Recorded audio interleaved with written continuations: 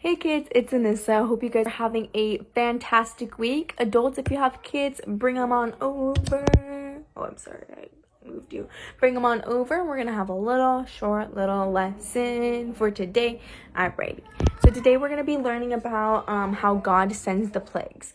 So right now Moses is trying to get Pharaoh to release the Israelites that are in slavery to Pharaoh, okay? So he's going to be sending 10 different plagues, 10 different plagues of 10 different things, and I'm going to let you guys know what they are, and we're going to learn about how Pharaoh finally knew that God was in charge of everything, okay? So Pharaoh did not listen to Moses and did not let go of his slaves. So the first plague that God sent was, I'm going to be looking at my notes as well, was water, and he turned the water into blood. So once the water turned into blood, the fish died, and it was very undrinkable water. No one could drink the water, which obviously made the Israelites go a little thirsty. And Pharaoh still did not change his heart, even with his water being nasty.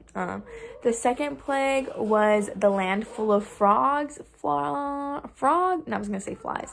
Frogs are greasy, and I don't want any part of frogs on me. I don't like that. So I would have been like, you can have the Israelites. But still, Pharaoh did not change his ways, and he would not let the Israelites go. The third plague was the little bugs, the gnats. I'm sure you guys know what those are. The like tiny bugs that you just want to smack and get them out of your face. He sent those, but like 20,000 times. So like there was gnats everywhere, which just sounds so nasty to me. The fourth plague that God sent was flies. So gnats, but bigger scale. So that just sounds gross, and they're just nasty, and you don't even want to touch them. You know, when flies land on your food, and you sometimes you just don't want to eat it no more. That I just wouldn't want to be there with flies everywhere. The fifth one was God sent and made all the Egyptians' livestock die. So things like horses, donkeys, camels, birds, they died, but still Pharaoh did not change his heart. I'm thinking that he's hard-headed, if you ask me. The sixth plague was God made all of the Egyptian people and animals have sores all over their body called boils. I don't know if you guys have ever seen a boil. Don't look it up. They're gross. It's just like this big red bump that like is nasty, and they had them all over their body. All the animals had them all over, which just sounds so sad, but still Pharaoh did not change his heart. So the seventh plague was hail. Before God sent this hail, he did warn everyone to go inside their homes. But of course, there were some people that didn't believe in God, so they're just like, whatever, like, sure, you're gonna send hail, sure. And God did, and those people did die.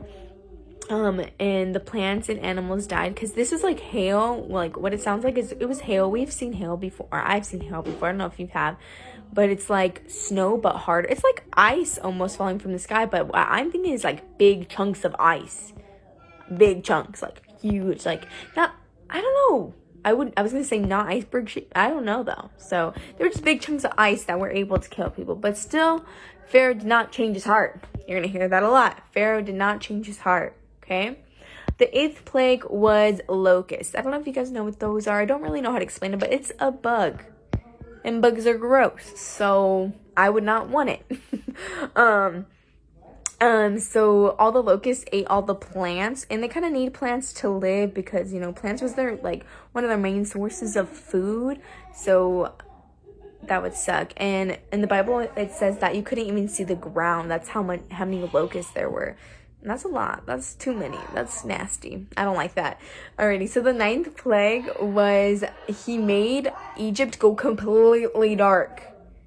Now, I know you've been in your home for a little bit, but just imagine it being completely dark all the time, 24/7. I wouldn't like it. I love the light. I like being in daylight. I don't like being... Nighttime's okay because it's only for, a little bit, but I can't imagine how I would feel, how sad I would feel if it was dark for a very long time. But guess what? Pharaoh did not change his heart.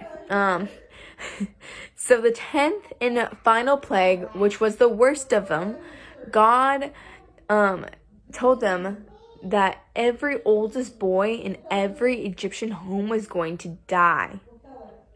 But God told the Israelites, so the Israelites are God's chosen people. The Israelites are the ones in slavery right now to Pharaoh.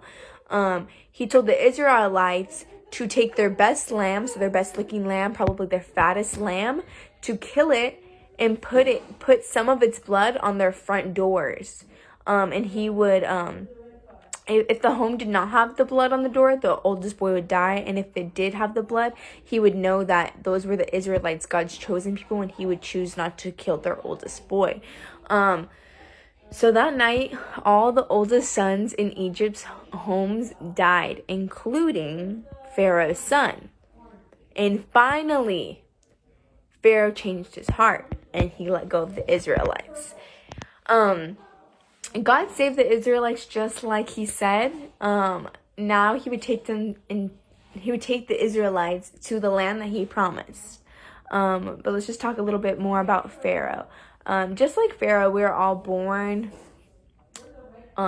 with hearts of sin, hearts that are sick. But like God sent Moses to save the Israelites, God sent Jesus to save sinners like you and me. Pharaoh finally changed his heart because God was in charge of everything. He finally understood when his son died that God is in charge of everything. And that's our main point for today. Don't forget it. Don't forget that God is in charge of everything. I know that some people are scared right now or sad or bored. But just know that God's in charge of everything and he's got this.